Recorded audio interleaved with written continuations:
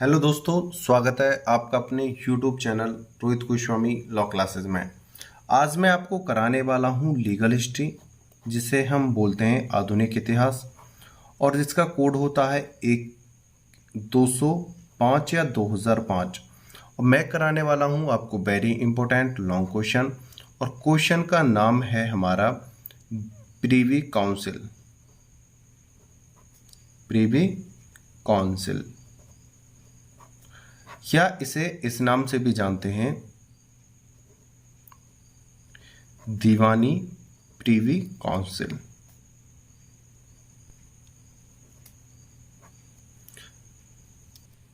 ये क्वेश्चन आपके लिए बहुत ज़्यादा इम्पोर्टेंट है, क्योंकि ये पिछले 10 साल में कम से कम 4 से 5 बार पूछा जा चुका है। ठीक है, और आपको मालूम होगा मैं आपको आपके YouTube चैनल पर वो ही क्वेश्चन आपको देता हूँ जो इम्पोर्टेंट होते हैं, जो आपके सिलेबस से रिलेटेड होते हैं, जिनकी संभावना बहुत ज़्यादा रहती है एग्जाम में आने की। ठीक है, जिनकी संभावना सबसे ज़्यादा रहती है मैं उन्हीं को कराता हूँ एडवांस चीज़ें, और आपका ज़्यादा टाइम मैं नहीं लेता हूँ। थोड़ा सा टाइम मुझे भी लगता है जब मैं आपको एक्सप्लेन करता हूँ या कोई चीज़ें समझाता हूँ। उसके अलावा मैं आपको कोई फालतू चीज़ें नहीं देता हूँ, और समझाना भी बहुत ज़रूरी होता है। अगर मैं नहीं समझाऊँगा तो आप जिन किस प्रकार से पेपर करके आओ, पढ़ना ही ज़रूरी नहीं है। और लेकिन आपका जो टाइम है मैं इसलिए लेता हूँ कि पढ़ना ही ज़रूरी नहीं है, उसको किस प्रकार से लिखना है एग्ज़ाम में वो भी बहुत ज़्यादा ज़रूरी होता है। ठीक है, क्या लिखें, कितना लिखें, कैसे लिखें, ये सारी चीज़ें बताता रहता हूँ बीच बीच में। अब ज़्यादा बात ना करते हुए, ये वाला जो क्वेश्चन है बहुत ज़्यादा इम्पोर्टेंट है, और ये भी कोई ज़्यादा लेंथी नहीं है, बहुत ही शॉर्ट तरीके से आपको देने की कोशिश की है मैंने, ज़्यादा लेंथी क्वेश्चन नहीं है। और इस क्वेश्चन में आपको थोड़ा सा तो अपना विवेक लगाना है, थोड़ा सा अपना माइंड लगाना है, अपनी मेमोरी लगानी है, और थोड़ा सा लिखना है अपने शब्दों में थ्योरी। तो ये अपने शब्दों में, आधा अपने शब्दों में लपेटना है और आधा करना है आपको अपने माइंड से, यानी इस पे थोड़ा फोकस करके करना है। ठीक है, चलते हैं अपने क्वेश्चन की तरफ ज़्यादा टाइम वेस्ट ना करते हुए। क्वेश्चन है हमारा ये, दीवानी मामलों में प्रीवी काउंसिल के समक्ष अपील के इतिहास की रूपरेखा दीजिए। पहला तो ये बनता है, और दूसरा इसे इस प्रकार से भी कह सकते हैं, भारतीय न्यायालयों से प्रीवी काउंसिल को अपील किए जाने का इतिहास तथा भारतीय कानून में इसके योगदान की चर्चा दीजिए। ठीक है, ये दो प्रकार से क्वेश्चन हमसे पूछा जा सकता है। अब हम इसे ज़्यादा टाइम ना गवाते हुए हम इसे पढ़ते हैं और थोड़ा समझाते हैं। ये जो नोट्स आपको दे रहा हूँ, जो आपको थ्योरी वाले क्वेश्चन दे रहा हूँ, ये मैंने शॉर्ट करके ही बनाए हैं और ये अपनी लैंग्वेज में बनाए हैं। ठीक है, ब्रिटिश वैधानिक न्याय व्यवस्था में सम्राट को न्याय का स्रोत माना जाता था। ब्रिटिश न्याय व्यवस्था में सम्राट को न्याय का स्रोत माना जाता था। यह किसी भी समय कोई भी याचिका सुन सकता था। ये इनकी शक्तियां थीं। ये किसी भी समय कोई भी याचिका सुन सकता था, ये इनकी शक्तियां थीं, जिसका प्रयोग अपनी काउंसिल की सहायता से करता था। यह काउंसिल किंग इन काउंसिल के नाम से पुकारी जाती थी। सम्राट व्यक्तिगत रूप से नहीं बैठता था, लेकिन इनके अपनी प्रजा के मामले को सुनने का अधिकार था। ये व्यक्तिगत रूप से नहीं बैठते थे, लेकिन इनको अपनी प्रजा के मामलों को सुनने का अधिकार था। ठीक है, आगे चलते हैं। देखो, इसमें एक्सप्लेन करने के लिए कोई एग्जाम्पल तो है नहीं कि मैं इसमें कोई कॉन्ट्रैक्ट की तरह आपको एग्जाम्पल दूं या समझाऊं। यहाँ पे तो थोड़ा समझना है, बस अपना समझना है बस। एग्जाम्पल नहीं लिखने हैं, इसमें कोई केसेस नहीं लिखने हैं, एग्जाम्पल नहीं लिखने हैं, ना कोई इसमें सेक्शन लिखने हैं आपको। ठीक है, और एक बच्चे का मैसेज आया था कि सर ये तो बहुत ज़्यादा टफ है। भैया यही तो सबसे ज़्यादा इजी है। देखो, ना तो इसमें आपको कोई केस लिखने हैं, ना कोई सेक्शन लिखने हैं, ना कोई एग्जाम्पल देना है। ये तो हिस्ट्री है, नॉर्मल है, ये कभी चेंज ही नहीं हो सकती, ये तो एक जैसी है ही। केस तो भी चेंज होते रहेंगे समय के अनुसार। भारत में अपीलें। भारत से लंदन स्थित प्रीवी काउंसिल के दो प्रकार से दायर की जा सकती थी। भारत से लंदन स्थित प्रीवी काउंसिल के दो प्रकार से दायर की जा सकती थी। पहली थी साधिकार, ये साधिकार ही है, कभी आप उसे और कुछ समझ लो, ये है साधिकार। दूसरा था प्रीवी काउंसिल की अनुमति द्वारा भारत से अपीलें। अब इसके आगे देखते हैं दीवानी मामलों में अपील का अधिकार। दीवानी मामलों में जो अपील का अधिकार था उसे देखते हैं। मेयर कोर्ट, सबसे पहले है मेयर कोर्ट। सर्वप्रथम 1726 की राजाज्ञा द्वारा मेयर कोर्ट की स्थापना। मेयर कोर्ट की स्थापना सर्वप्रथम कब की गई थी? 1726 की राजाज्ञा पत्र द्वारा या एक्ट द्वारा, चार्टर एक्ट द्वारा, किसी भी नाम से इसे जान सकते हैं, घोषणा पत्र द्वारा इसकी स्थापना की गई थी। ठीक है। मेयर कोर्ट्स के खिलाफ अपील प्रीवी काउंसिल में। मेयर कोर्ट के खिलाफ जो है अपील, जैसे इसमें कोई केस गया, वहां पे आप संतुष्ट नहीं हो, तो इसके खिलाफ जो अपील है प्रीवी काउंसिल में जाती थी। यह 1000 पैगोड़ा या अधिक मालियत के बादों में दायर की जा सकती थी। ये 1000 पैगोड़ा के या इससे अधिक के मामलों में दायर की जा सकती थी। इससे अधिक की जो मालियत होती थी उसमें दायर की जा सकती थी। आगे देखते हैं सर्वोच्च न्यायालय। सर्वोच्च न्यायालय सन 1773 के रेगुलेटिंग एक्ट द्वारा तथा सन 1774 की राज्याज्ञा के अंतर्गत सर्वोच्च न्यायालय के फैसलों के विरुद्ध प्रीवी काउंसिल में अपील दायर करने की व्यवस्था की गई। देखो इस चीज को अच्छे से समझ लेना। हमें जो क्वेश्चन है, हमारे जो कुछ क्वेश्चंस हैं वो एक दूसरे में मर्ज हो रहे हैं, तो इसको अच्छे से ध्यान से देना, समझना, ध्यान देना इस पे, तो आपके जो डाउट है वो क्लियर हो जाएंगे।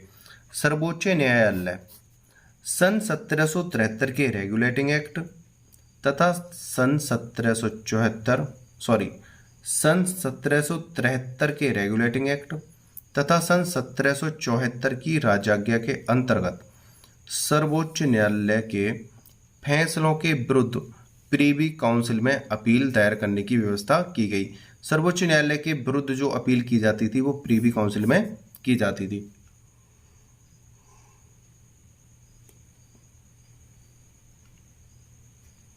एक 1000 पैगोड़ा से अधिक मालियत के बाद मद्रास और मुंबई में स्थित सर्वोच्च न्यायालय तथा रिकॉर्ड्स के विरुद्ध की जाती थी। रिकॉर्ड्स के विरुद्ध की जाती थी। ठीक है, आगे चलते हैं। बंगाल सदर दीवानी अदालत। बंगाल सदर दीवानी जो अदालत था उसका क्या था? 1681 में 5000 से अधिक मूल्य के वादों में कलकत्ता के सदर दीवानी अदालत के विरुद्ध प्रीवी काउंसिल में अपील दायर करने की व्यवस्था की गई। देखो 1681 में 5000 से अधिक मालियत वाले जो वाद थे उनको कलकत्ता में दायर किया जाता था, और इसके जो विरुद्ध जो दायर करने की जो अपील थी वो प्रीवी काउंसिल में की जाती थी। कलकत्ता के सदर दीवानी अदालत के विरुद्ध, यानी कलकत्ता में जो सदर दीवानी अदालत था, अगर इसके द्वारा कोई निर्णय होता था और इसमें कोई त्रुटि होती थी या कोई संतुष्ट नहीं होता था तो इसके विरुद्ध प्रीवी काउंसिल में अपील दायर करने की व्यवस्था की गई। बम्बई मद्रास की अदालतों के खिलाफ, मुंबई मद्रास की अदालतों के खिलाफ कोई निश्चित मालियत नहीं रखी गई। यह 6 महीने के भीतर दायर की जा सकती थी।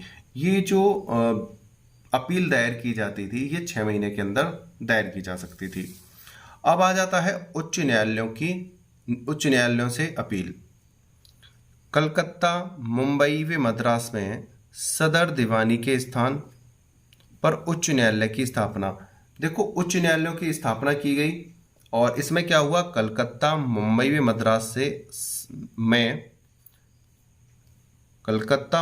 मद्रास में सदर दीवानी के स्थान पर उच्च न्यायालय की स्थापना। इनके खिलाफ दीवानी व फौजदारी मामले में अपील दायर की जा सकेगी। जो ये नए न्यायालय बनाए थे, उच्च न्यायालय जो स्थापित किए थे, इसमें दीवानी व फौजदारी मामले की अपील दायर की जा सकेगी। ठीक है, इस 1,000 रुपये से अधिक के मामले, इसमें जो ये शर्त लगाई गई, दीवानी और फौजदारी के मामले आ सकते हैं, दीवानी और फौजदारी के मामले आ सकेंगे, और इसमें 1,000 से अधिक तक के मामले आ सकते हैं। ठीक है, आगे चलते हैं। देखो ये जो क्वेश्चन है, अगर आप इन क्वेश्चनों को दो दो बार स्टडी करके और एक एक दो दो बार लिख के देखोगे, मतलब इतना टाइम तो नहीं है, लेकिन आप इसे दो दो बार इसे पढ़ के, एक क्वेश्चन को 2 बार पढ़ो और एक बार लिखने की प्रैक्टिस कर लो, आपके बहुत अच्छे नंबर आ जाएंगे इसी से। ठीक है, फौजदारी मामले में अपील का अधिकार। हाई कोर्ट्स एक्ट 1861 के अंतर्गत स्थापित उच्च न्यायालय से अपील का अधिकार। फौजदारी मामलों में, अब यहां पे बात कर रहे हैं फौजदारी मामलों में अपील का अधिकार। हाई कोर्ट्स एंड 1861 के अंतर्गत स्थापित उच्च न्यायालय से अपील का अधिकार। फौजदारी प्रक्रिया संहिता के अधीन अपील का अधिकार। फौजदारी प्रक्रिया संहिता एक संहिता बनाई थी, फौजदारी प्रक्रिया संहिता के अधीन अपील का अधिकार। भारत सरकार अधिनियम 1935 के अंतर्गत स्थापित संघ न्यायालय से अपील का अधिकार। यहाँ पर क्या है, जितने भी इन्होंने कोर्ट और जो व्यवस्थाएं पीछे करी हैं, उन सभी का इसमें ब्यौरा विवरण दिया गया है। ठीक है, आगे चलते हैं थोड़ा सा। यहाँ पे जैसे जैसे कार्य हुए हैं, जैसे जैसे कोर्टों की स्थापना हुई है, जैसे जैसे उनमें चेंज बदलाव आए हैं, क्या उनकी रूपरेखाएं थी, उन सब के बारे में यहाँ थोड़ा थोड़ा हिंट बाय हिंट दिया गया है। ठीक है, अब यहाँ पे बात करते हैं प्रीवी काउंसिल का योगदान। जो हमारा क्वेश्चन का मुख्य शीर्षक है, क्वेश्चन की मुख्य जो डिमांड है वही है यहाँ पे प्रीवी काउंसिल का योगदान। प्रीवी काउंसिल दुनिया में अद्वितीय न्यायिक संस्था रही है। प्रीवी काउंसिल दुनिया में अद्वितीय मतलब अपने आप में श्रेष्ठ न्यायिक संस्था रही है। इसने सामान्य कानून और प्रथाएं प्रदान करके संपूर्ण विश्व संबंधों को मजबूत बनाया है। भारतीय वैधानिक विकास में इसका महत्वपूर्ण योगदान रहा है। इससे पहले हमारे देश की कानून व्यवस्था बहुत बेकार थी, लेकिन इसके द्वारा संपूर्ण भारत में उचित कानून व्यवस्था दी अत्यंत महत्वपूर्ण है। व्यवस्था की या दी, जो अत्यंत महत्वपूर्ण है, यहां लिख लेना, जो अत्यंत महत्वपूर्ण है। ये आपको कहीं नहीं मिलेगा, ये मैंने अपनी लैंग्वेज में लिखा था। ठीक है ना। प्रीवी काउंसिल सर्वोच्च अपीलीय न्यायालय के रूप में विधि की जटिल समस्याओं को सुलझाते हुए अपने मत प्रकट करती रही है, जो आज भी हमारी विधि का आधार स्तंभ बने हुए हैं। इसमें सभी न्यायिक अंग्रेज होते थे, फिर भी विभिन्न अपीलों में महत्वपूर्ण निर्णय दिए, जिसमें भारतीय व अंग्रेजी विधि का मिश्रण दिखाई देता था। इसी प्रकार अंग्रेजी विधि के सिद्धांत भारतीय विधि में घुल मिल गए और उसके अभिन्न अंग बन गए। देखो इसमें कोई ज़्यादा बड़ी बात नहीं है इसे समझने के लिए। जैसे जैसे आप रिदम बाय रिदम इन चीज़ों को पढ़ोगे, जो अब से पहले के जो क्वेश्चन हैं मैंने अपने आपके प्लेलिस्ट में डाल रखे हैं, जब आप सभी को पढ़ोगे तो उन सभी का ये क्या है, निष्कर्ष है। जैसे हम कोई लॉन्ग क्वेश्चन करते हैं, उस लॉन्ग क्वेश्चन का एक निष्कर्ष निकल के आता है, उसी प्रकार सभी क्वेश्चनों का एक ये निष्कर्ष है प्रीवी काउंसिल वाला। ठीक है, तो ये प्रीवी काउंसिल सर्वोच्च न्यायालय अपील न्यायालय के रूप में विधि के जटिल समस्याओं को सुलझाते हुए अपने इस मत प्रकट करती रही, और जो आज भी हमारी विधि का आधार स्तंभ बने हुए हैं। इसमें सभी न्यायाधीश अंग्रेज होते थे, फिर भी विभिन्न अपीलों में महत्वपूर्ण निर्णय दिए, जिसमें भारतीय व अंग्रेजी विधि का मिश्रण दिखाई देता था। इसी प्रकार अंग्रेजी विधि के सिद्धांत भारतीय विधि में घुल मिल गए। ठीक है, इसलिए प्रीवी काउंसिल का योगदान सराहनीय है और ये हिंदू और अंग्रेजी विधि का सेतु साबित हुई।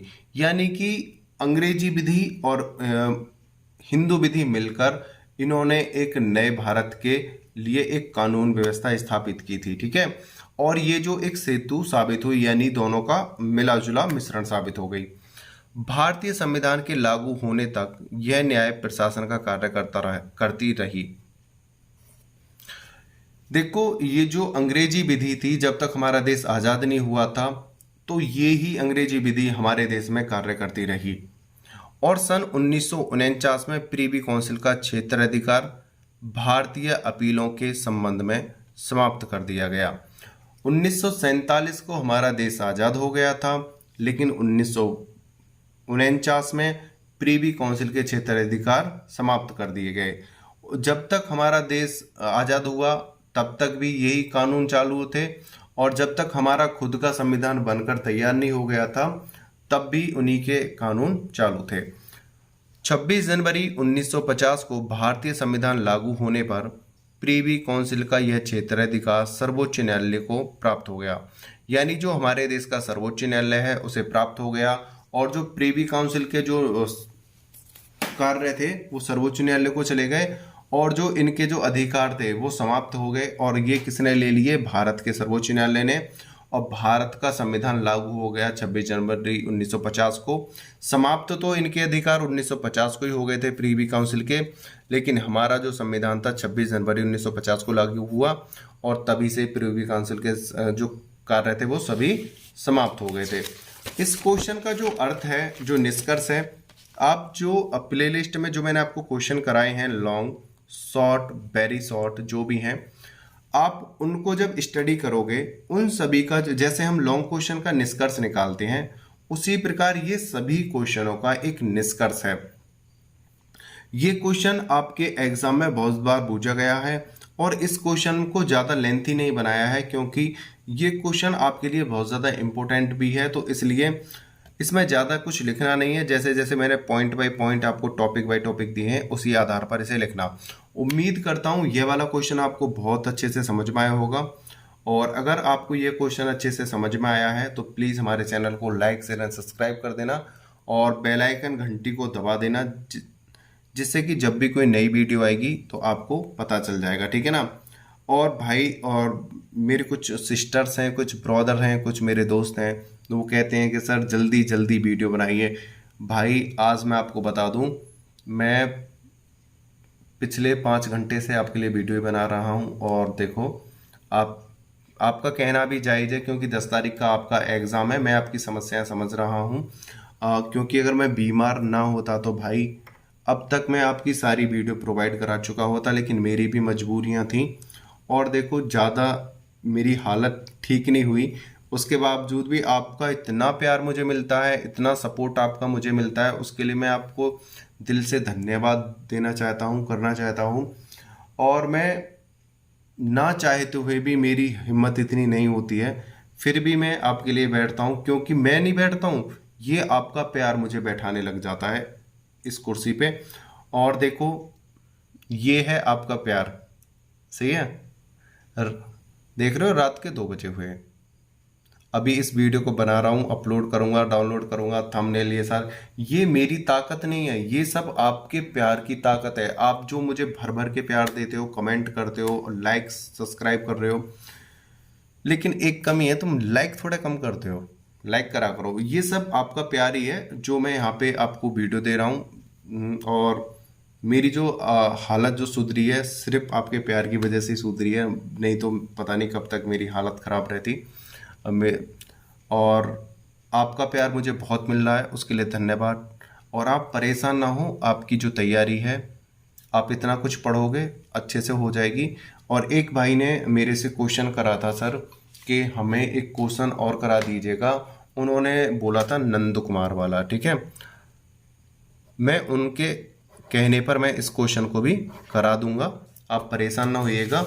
और लीगल हिस्ट्री की आपकी एक वीडियो और आएगी लॉन्ग क्वेश्चन की, और ये आपका अभी तक का जितना सिलेबस है ये कंप्लीट हो चुका है आपके लॉन्ग क्वेश्चन। और एक भाई थे जो कह रहे थे नंद किशोर वाली जो वीडियो, उसको वो और आएगी, आपका इसी में से बहुत अच्छा नंबर आ जाएगा, ठीक है। आप इसी में से 80-90 प्लस तक का पेपर कर आओगे, ठीक है ना। उम्मीद करता हूँ ये नॉलेज, ये बातें आपको अच्छी लगी होंगी। वीडियो को आपने अंत तक देखा, आपने मुझे बहुत अच्छे से सुना, उसके लिए आपको धन्यवाद। टेक केयर, बाय बाय, जय हिंद, जय भारत।